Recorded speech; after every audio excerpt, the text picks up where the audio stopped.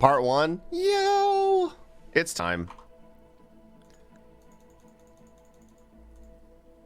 It's time. Okay.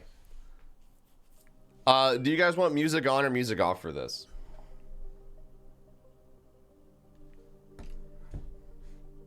Because I can turn it off. Off? That's super easy. No problem. Oh, look at that resub. It'll be just us.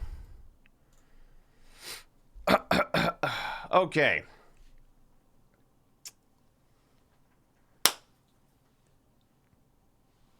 Ugh.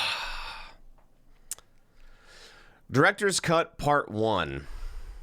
Hey everyone. I wanted to try a little experiment with our communications and put together a long look at where Destiny has been over the last few months and where it's heading next. I think it's important to take time to reflect on what's happened so we can show you where we're going. I'm calling this Director's Cut. Based on how long this ended up being, a key learning from this is maybe there's a better way to communicate this than a giant wall of text. Let me know. I also may like doing it in a different format in the future. I'll let you know.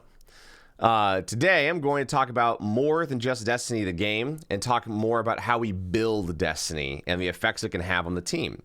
I think transparency about the game is important. I also want to be transparent about the work required. Sound okay? That's rhetorical because the wall of text is coming up. We're making a lot of changes to Destiny 2 with Shadowkeep and New Light. We want Destiny 2 to be an amazing action MMO in a single evolving world that you can play anytime, anywhere with your friends. I'm going to keep referencing that all the time until it's true. And then I'm going to keep referencing it until it's good enough. 10 thoughts on the last 6 months looking back. There's a lot of stuff here. Overall, there's some things about the annual pass that worked out very well and some real learnings for us along the way. The annual pass was a big transition for us. We've been moving away from DLC and trying to provide more ongoing reasons to play Destiny. I want to start the State of the Game series by looking back at how we got here. I'm going to largely focus on Season of the Drifter to near present day. We set up a calendar of content, showed you the plan early, and delivered it. A lot of you love Destiny for the chase on the way to improving your characters. Between the annual pass drops, quest lines, and events in between, the team did a great job providing stuff to do, items to chase, growing fat with strength, etc. Destiny history has had many content droughts, but not this year. But the annual pass was harder on the team than we anticipated.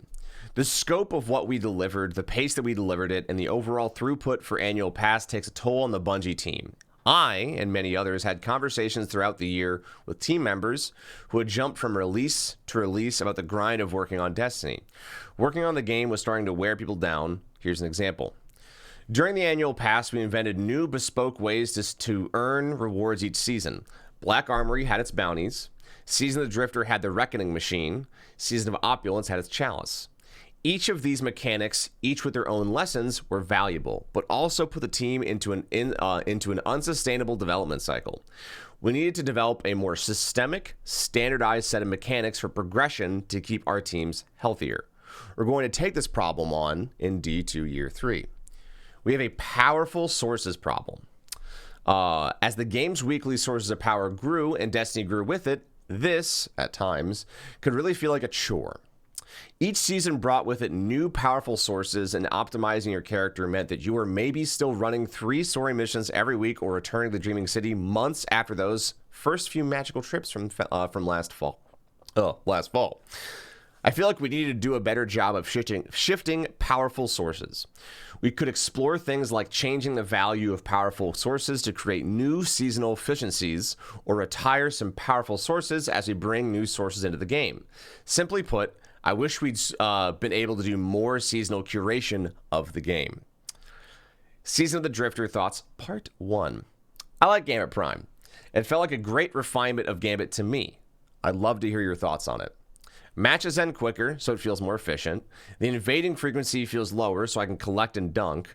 I think there's something cool about the roles, although the requirements to get a full set online to inhabit a role means not enough folks got to appreciate the playstyle diversity. In the future, we're going to have to make a choice. Which Gambit is the Highlander of Gambits? Prime or Classic? This isn't just about removing stuff from Destiny 2, but the game cannot grow infinitely forever. It's about focusing refinements and evolutions to the Gambit ecosystem. We think Gambit is sweet and deserves more ongoing support, and we want to ultimately focus that support on whichever mode ends up being the Highlander. There can be only one. That said, we hear you that not everyone is excited about a season that overly focuses on one part of the game. Destiny is a game with a lot of breadth, and we agree that the season felt too specialized. One small comment on that about the idea that the game cannot grow infinitely forever. I want you all to keep that in your brains, because that's something that we talk about all the time about our hopes and dreams of Destiny, is that a lot of them are based around these unsustainable ideals for what we want out of the game. And it's nothing, there's no wrong thing saying I want blank for a game you're playing. There's nothing like that at all. But making sure you have the, I think, understanding that although this is a live service title, the team is finite, and whenever you add something, you have to make sure that everything else is still functional, which is why I talk about sustainability. Like when you stream, let's say you have a follower alert on, where every single follower gets like a 5-second alert. Meanwhile, when you all of a sudden get, let's say, 100 followers a day for whatever reason, that's 500 seconds, almost like 10 full minutes of just the follower alert, right? That's not very scalable. It's not sustainable over a long period of time, right? So stuff like that's just important to keep in mind, that not everything can always stay the way we want it to be, because if the game wants to continue to grow, that means some things have to be kind of no longer supported. Kind of like in software, where it's like, hey, we're no longer providing support for Windows freaking Vista, whatever the heck, right? Because their support team, they can't just keep adding teams for every single version of Windows, right? You have to go eventually. But let's keep on. I just wanted to touch on that a little bit because I think it was important. Also, if I had my choice, I feel like currently normal Gambit is better just for general messing around. But Gambit Prime, I think if everyone like queued up for roles and was playing the role they were supposed to play, I think Gambit Prime has the potential to be more fun. But the question is, how do you force players to do that? And I think that's like, that's a gap between me and the fun, is the other players that I experience with, more than traditional Gambit. Heavy, thank you for the 14 months. Hi, welcome back. But yeah, I would say the only way I would probably choose Prime is if they made a lot of heavy adjustments to how the gear functions, how you acquire the gear, and probably refining Primeval Phase a little bit more. I think invading could be a tad more impactful. Because right now, like, it feels like if you're really far behind, it feels almost impossible to catch up, especially against teams that have any kind of decent burn potential. It feels like a lost cause, typically. Season of the Drifter Thoughts Part 2, aka let's talk about Reckoning and encounter design. All right. Whew, that was a neck pop. And that was a fart, but you didn't hear because it was quiet. The first time I used Phoenix Protocol at home, I knew it was over. It's an exotic coat that refills my Well of Radiance and then refills itself as I slay so that I can continue to place my Well of Stand here to have a borderline invulnerable and deal tons of damage. That was a great video that talks about Well of Radiance's effect in the PvE game. I wondered, how are we ever going to make content that fairly challenges players again? With Reckoning and Season of the Drifter, we got a taste of what kind of content we'd need to build to challenge protocol-wearing warlocks. Match-made encounters that accost you from all directions, plant snipers off in the distance, and put players in between a pincher attack of many whelps. Handle it. I wanted to link a thing here, but it's definitely not T for teen. And giant bosses. Also, F you, Night Taken guy. Thank you, Death Reaction. 14 months. This is what had to be. We were breaking encounter rules left, right, and center on the Reckoning Bridge, in no small part due to players in always active Wells of Radiance becoming invulnerable gods, holding all 6 Infinity Stones all the time. In Reckoning, we set out to build an activity that could be relatively easy at Tier 1 and scale up to very challenging at Tier 3. We have an internal team here codenamed Velveeta. They were formed in the wake of the Crotus N modem unplugging debacle to help find the cheesiest things to do/use in the challenging PvE portions of the game. These players are some of our craftiest. Once Velveeta, because like, craft with it, never mind. Once Velveeta can get close to beating something or beat it outright, that becomes an important data point on our is this hard enough evaluation. We give them a bunch of tips like, here's how this works, can you beat it? So if they can, it's a good indicator of the action game and gear game working together. Let's talk about encounter design. Generally, in activities we expected players to complete alone, dungeons, raids, 0-hour type activities can play by a different set of properties, or in match-made groups. There are a number of guidelines we use when we build them. We don't want to spawn enemies behind the player. Touching on that really quickly, there's been a lot of tweets and discussions that the raid developers have done about how they create content for raiding. And a big thing is with Destiny being first person, it feels really unfair to have things spawn in behind you, especially if they're not on radar and then they hit you, because you have literally no frame of reference that they're supposed to be there. In like an MMO, when you have the top down view, you can have a pretty good whip around, like spin and see everything all the time. But in Destiny, you have a max FOV and then a locked FOV on console of much smaller. So you have to make sure things feel fair, and that's super difficult. We want players to play a game of taking space from enemies. We want players to have cover where their shields and health can recharge, or where they get to be smart using geometry, movement, ability, and gunplay to dig enemies out of cover, and make interesting decisions about target prioritization. I have like a burp that's like stuck, or it's a hiccup. I don't know. I have water. Hold on.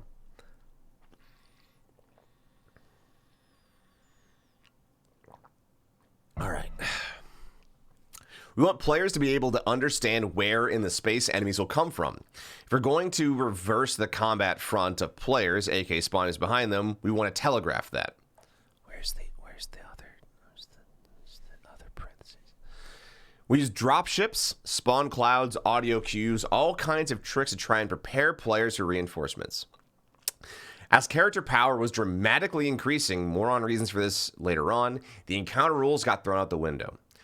To summarize this, Destiny had a sweet gear, and in order to create challenge in the Reckoning, we broke a bunch of our encounter design philosophy.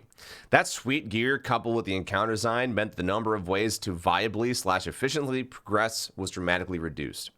We want Destiny to be a game where you have lots of choices with your character, build what you choose to do, and funneling those choices down to only one in Reckoning is something we don't want to repeat. There's more about damage and player power sprinkled in this update, and even more on the rest. Last note. I think it's totally sweet when an activity challenges you to use something other than your favorite item. I don't think the whole game should work that way, though. But when it's time to bust some shields on the Shanks and 0 Hour, I had to use for that distant relation scout rifle, or I had a use for that distant relation scout rifle in my vault, which I completely agree with that statement too. Creating like difficult content that does require you to feel like you have to have a specific build is not bad, as long as it's not all the time. Take contest for the raid where you have to play and bring a lot of like safer equipment because you're in constant danger of dying to enemies that are stronger than you. That makes you rethink what you bring with you. I talk about a lot how the concept of like scouts and bows, they become a lot better when you're not stronger than your enemy. But when you are, they don't kill things as fast, so that you don't clear as quickly, so that they feel worse. But when you're in peril and you're about to get your dick ripped off by a billion snipers and you're like, I don't have enough special ammo to deal with this, you can hide behind like a crate, thing on the wall, and safely engage them with something with lots of ammo like a scout or a bow, right? That's what makes it...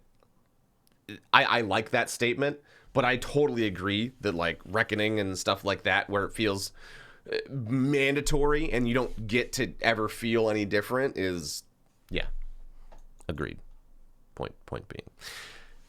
Season of the Drifter Thoughts Part 3. AK, now let's talk about difficulty and touch on sandbox nerfs.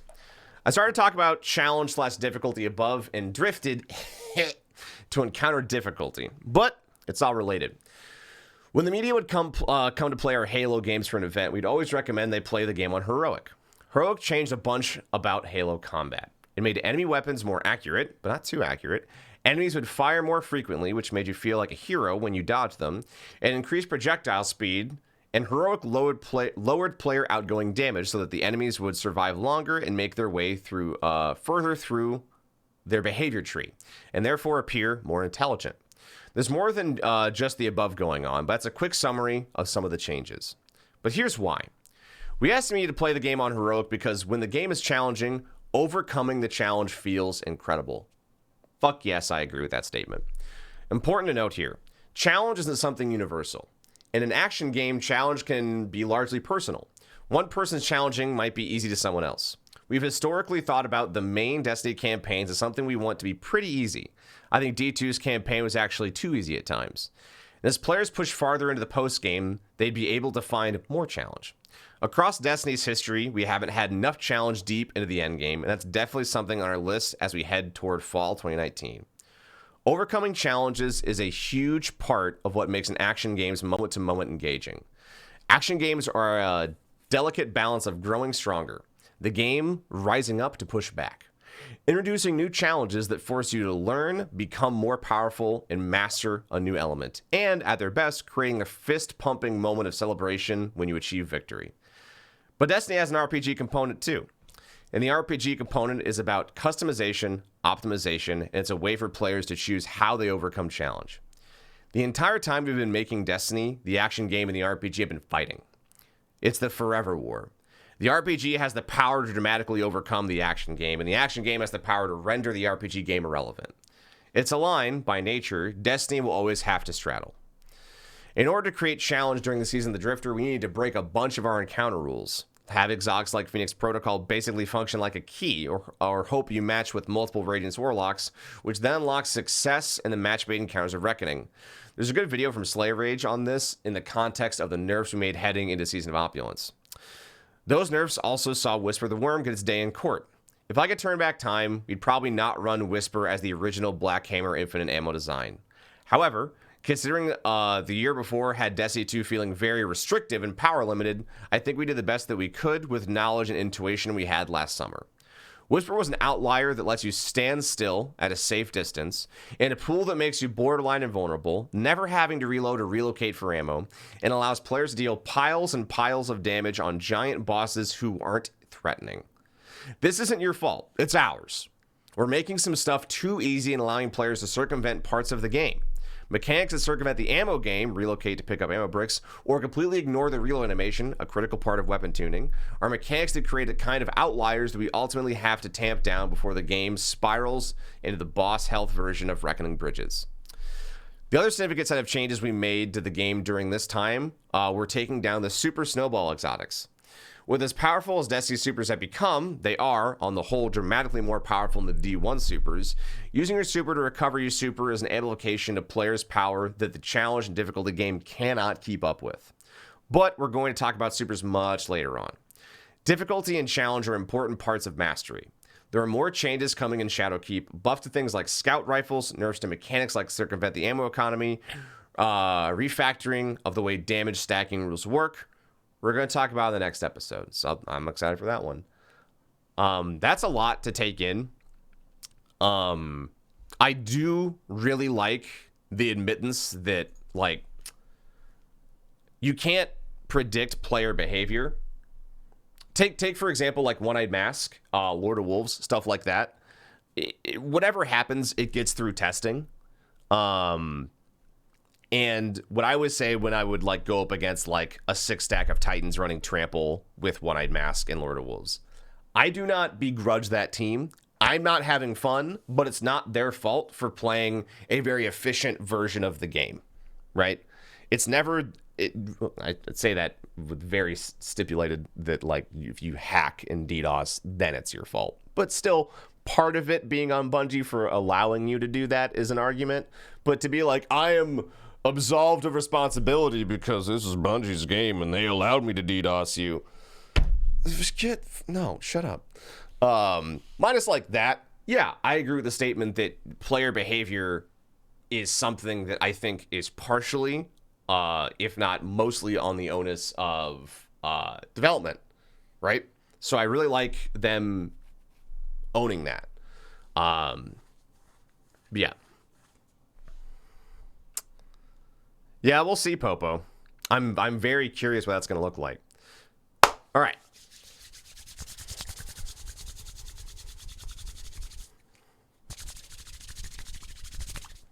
More in my hands. Okay. Season of Opulence, Part 1. The Pursuits tray is a caterpillar in a cocoon. Quest log is the beautiful butterfly. I've seen streams and videos of people beating activities in Destiny blindfolded. I can't imagine developing a muscle memory and memorization, never mind the thumb skill, required to be good at Destiny with the blast shield down. When things fundamentally change in a way that interrupts muscle memory and mastery, it is frustrating. The initial set of changes to the Pursuits tray earlier this year did a few things beyond upsetting muscle memory. It certainly didn't get as far as the team wanted in the initial release. It also didn't feel like an improvement over what previously existed. It felt like we started to redecorate our house, but we didn't finish it. And sometimes that's how things in a live game can feel. The morning after Pursuits changes went live, I talked to some folks in the UI about the future. They had Reddit open. Have you read it, Luke? No, I haven't. Please don't. They were crestfallen. Not just because of some of the... okay. I saw the picture and I read ahead. They were crestfallen, not just because of the sometimes harsh feeling feedback, but because this team wanted to make something sweet, exceed your expectations, and meet their own expectations. None of those things happened. We wanted to try something different with Pursuits. In the sense that we knew where we wanted this feature to end up, but that we'd take some iterative steps to get there. I think we've got to do a better job ensuring that while we're remodeling your house, the potential of the renovation is clear, either in-game or via some communication here on the site. We want a quest log with great tracking that can help players prioritize what to do next. Oh, in this fall, bounties will be separated from quests, and PC players can assign a hotkey that takes them directly to Pursuits menu. Yeah! That's a fantastic, phenomenal change. Yo, what's that? We got new bounty-looking things? Those look like weekly bounties. And this looks like a normal bounty. And this looks like a weekly bounty. Looks like Guns of the Bounties are sticking around. Sorry, I'm going to have to read Keepsake. Also, Golden Age, Disputing, Keep Rapping, and Your Size, Ballistic Logs, Truth Behind the Stories. Truth Behind the Stories? What's that? I forget what that was. Loaded Question, Breakneck, Relics. This isn't a Trials bounty. This is a thing from Gambit. Is that from the Truth? Got it. I didn't remember it looking red, but I will totally trust you, chat. But yeah, this is when you go and meet the 9. This is not a Trials bounty. Keep that in mind.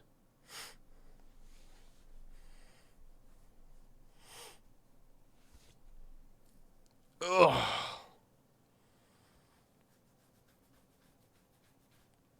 Yeah, it's a Xur Invitation bounty.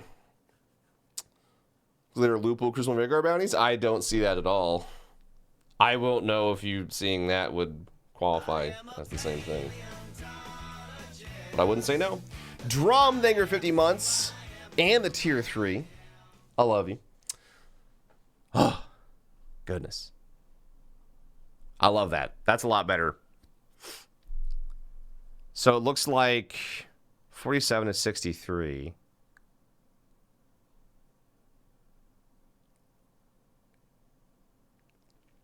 I wonder what the max amount of both of those things are.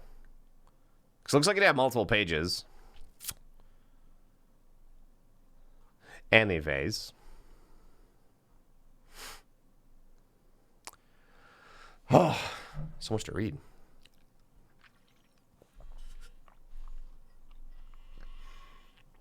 People apparently don't know a lot of these bounties. This is a new one, and so is this. I assume these are weekly bounties in Vanguard and Crucible. Vanguard bounty, Crucible bounty, Invitation, Spider bounty, Nessus bounty, Mercury bounty, Mars bounty, Titan bounty, Gunsmith, Crucible, Transcendent Blessing, Gunsmith, Menagerie.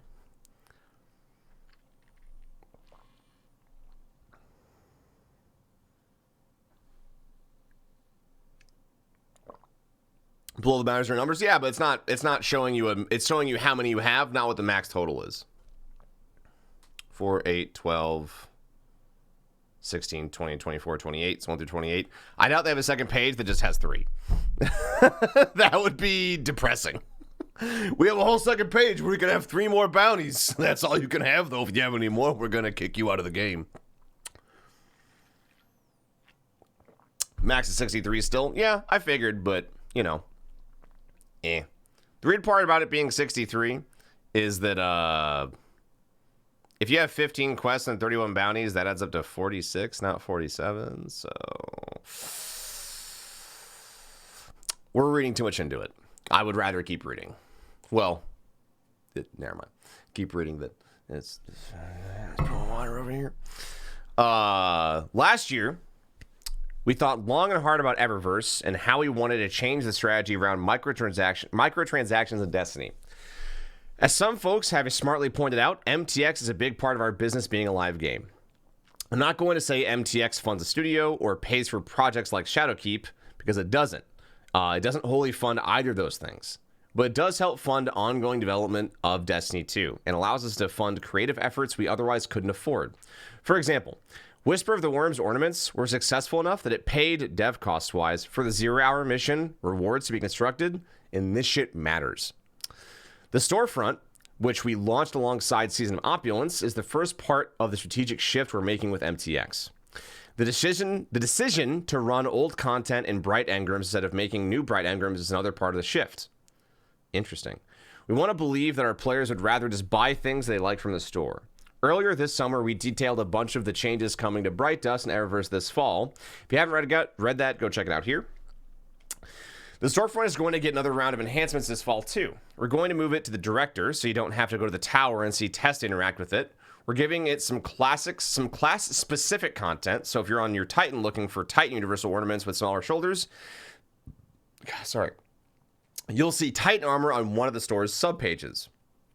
We're also going to make it so that the pieces you've already acquired from the given set reduce the silver price of the set. For instance, if you were at 3 out of 5 Optimacy set on your Titan, the cost to finish the set in silver will be reduced by 60%. That's cool. We have made the deliberate choices related to the cosmetic items and not having them come from gameplay. Gameplay rewards are where you get items, power, mods, perk combinations, stats, triumphs, and titles. The aesthetics for armor blurs the line some. We want players to get cool armor from activities in the world that feels thematic to where they were acquired. Cosmetic items like universal ornaments, weapon ornaments, shaders, ships, sparrows, emotes, and finishers typically come from the store. There are exceptions, but generally speaking, that's how we think about this.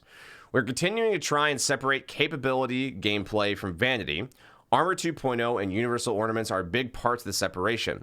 This is also why the finisher perks and mods can be socketed into equipment so their aesthetic can stand alone. As always, welcome feedback and thoughts. That's a lot to take in. So it sounds like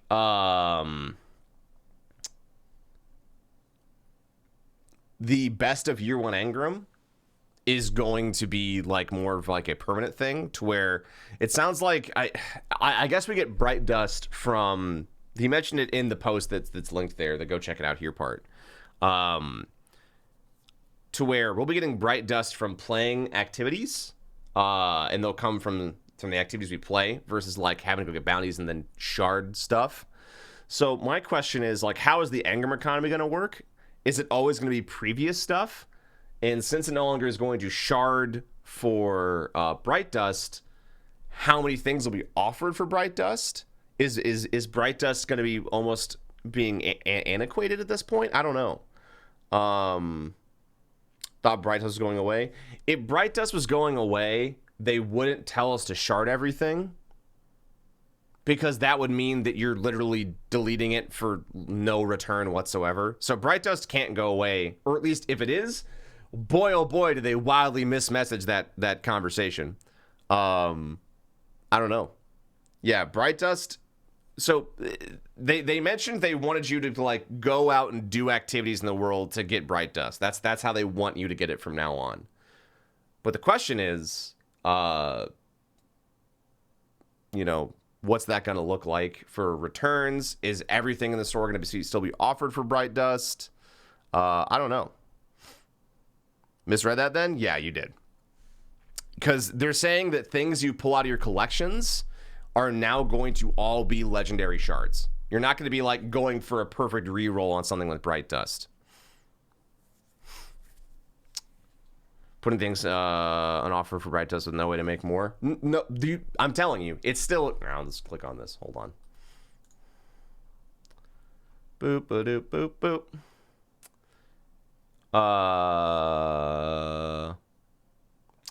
This fall, we're changing Bright Dust from a pay and or play to earn currency to a play to earn reward. We're adding Bright Dust as a reward for completing Vanguard, Crucible, and Game of Bounties when all players earn dust for playing and not for spending money and destroying a bunch of items in their inventory. So it's not going away. That's specifically from those sources. Which makes you wonder if it's going to be an additive thing or it's like a chance. I don't know. We'll have to know more about that. So I don't know. I am very happy that they're not going the loot box route because I think that route is played out. I don't think any game should have loot boxes anymore. Like, full stop. Like, I get some of those ways that you can create a box that has loot. So, for example, the current event has a loot box in it, but it's all in-game stuff, and it's just basically a reward system that is a fun way of doing things. It's not like you're going and spending money on 50 EAZ boxes to then open for Majestic gear, right? It's not how it works. Maybe they're trying to follow the Warframe model more. If that were true, I would say they wouldn't, because I believe that they would charge you full price, even if you had part of the sets, because I think that's how it works now, where if you already own part of the stuff, you still pay full price if you buy like a bundle and stuff like that. But I can't say it's following the Warframe model strictly because Warframe's model is one intrinsic to the economy it's built with platinum and player trading, and Tenogen being supporting creators on their own platform and stuff like that. So I can't say it's like Warframe because Warframe is its own thing that unless this game went free to play and had trading and its own stuff like that, it'd be So I can't really say that. We'll see. We'll see how this plays out. I like the change into not having loot boxes and stuff like that because they don't want you just buying a bunch of engrams and sharding them for Bright Dust. So we'll see. We'll see how it works out. From Respect and Warframe, you can get all the primes by playing the game. That's not the same thing, though, Chanel. We're not talking about that. Primes are not they're not a purely cosmetic thing. They are objectively better than their normal counterparts in some way, shape, or form. You are having a very different conversation. That is not at all related to the MTX and Eververse conversation. That is its own economy in how the game is free to play and support itself. So that's completely irrelevant. The punch card system is good, which that one comes back. And like, I think the reason why the punch card system is too good is because then there's no incentive to spend money. And if there's no incentive to spend money, then the MTX has failed. Is what you're saying? Yeah, I'm not, because we're talking about cosmetics. We're not talking about anything gameplay related completely. And like, that's why saying it's like Warframe doesn't make any sense because all that stuff directly affects gameplay. Imagine if Bungie said, oh, we're going to go ahead and sell you a Mythoclast for 500 silver.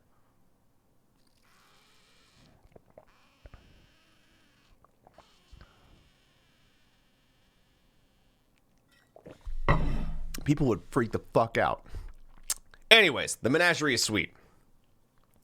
Have you ever been to an amazing party for something like the Super Bowl? It's the kind of party where there is an incredible spread of snacks rolling out throughout the event, amazingly comfortable seating, an AV system, and the TV that makes you jealous, and super sweet people to hang out with. Once you've been to this party, the Super Bowl anywhere else never feels the same. Invite me back someday. This is how I feel about Escalation Protocol. Once I had the feeling of running around in public bubbles, fighting giant bosses with a bunch of players, even though getting into a good instance of Mars or Protocol was a pain in the butt. Public gameplay never felt the same. At its peak, when you have a bunch of players slaying big old bosses, Escalation Protocol is one of the best things we've added to Destiny 2. The Menagerie, a 6-player activity where you make progress no matter what, is awesome. It's learned by watching mechanics means that it doesn't require communication between players. The way groups can make progress, even if they don't kill the boss, means that real efficiency gained is by learning and executing the fights quickly.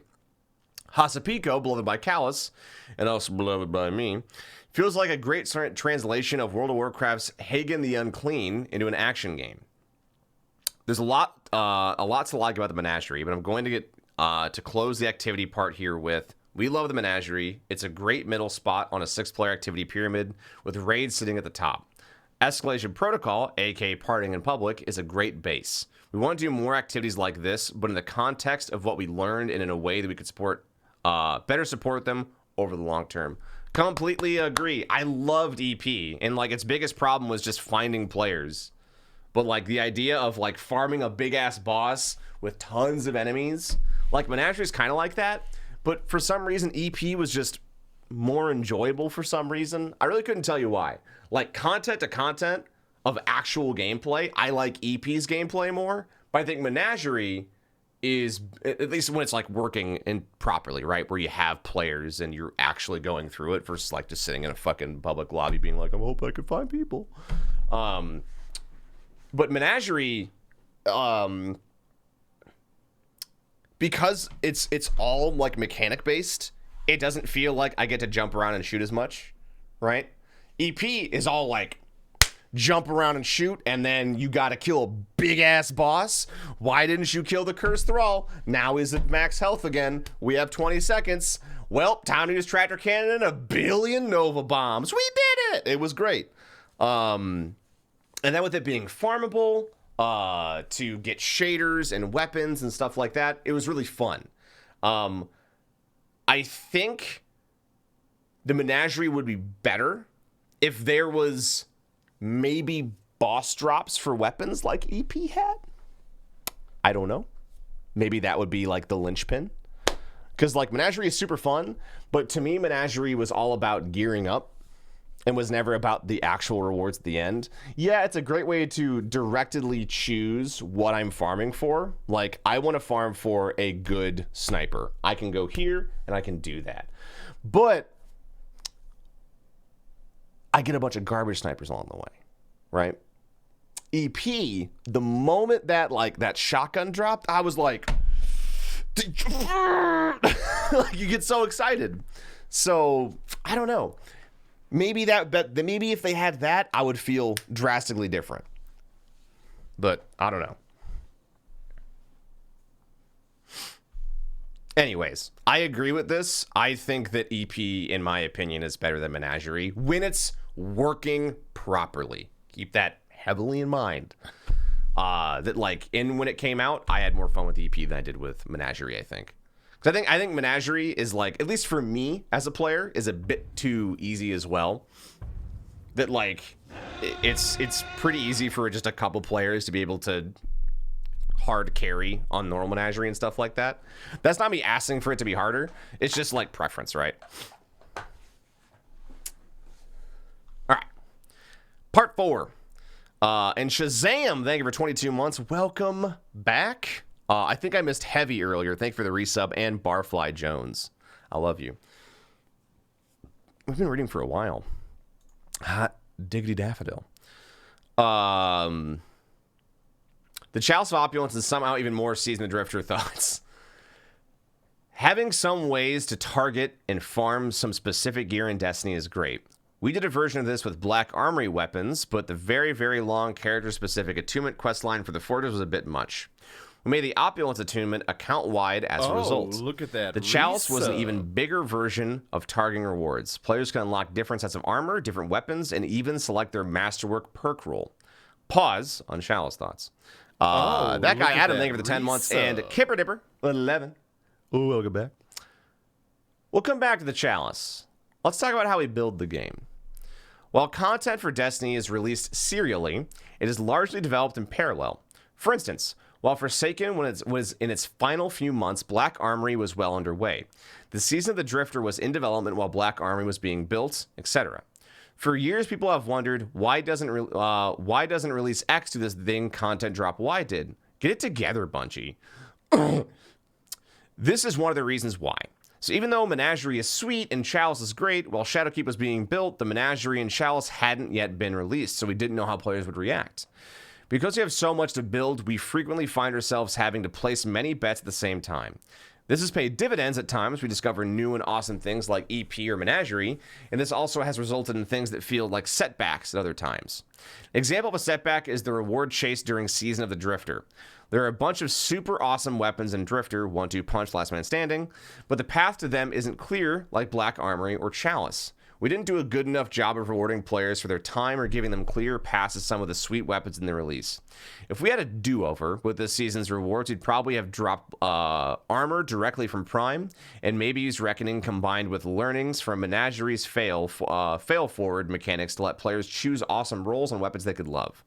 While I got pretty lucky with a rapid hit kill clip spare rations, I personally had more fun chasing my Kindled Orchid or Austringer.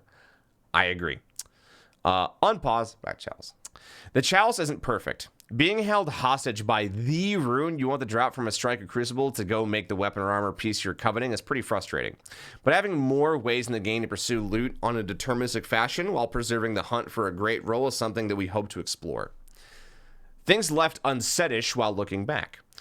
There's a lot of awesome stuff we didn't spend time talking about. Tribute Hall, Lumina, cool Drifter cinematic with the Taken Captain, lore books, Vanguard Drifter choice, etc.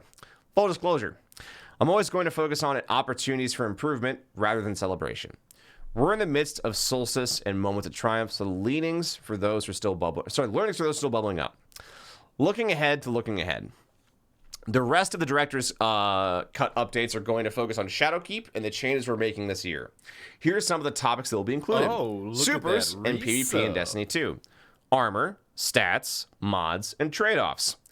Powerful sources, prime engrams, and the world. Damage numbers and damage stacking rules, and more. I know this is a lot to read because it was a lot to write.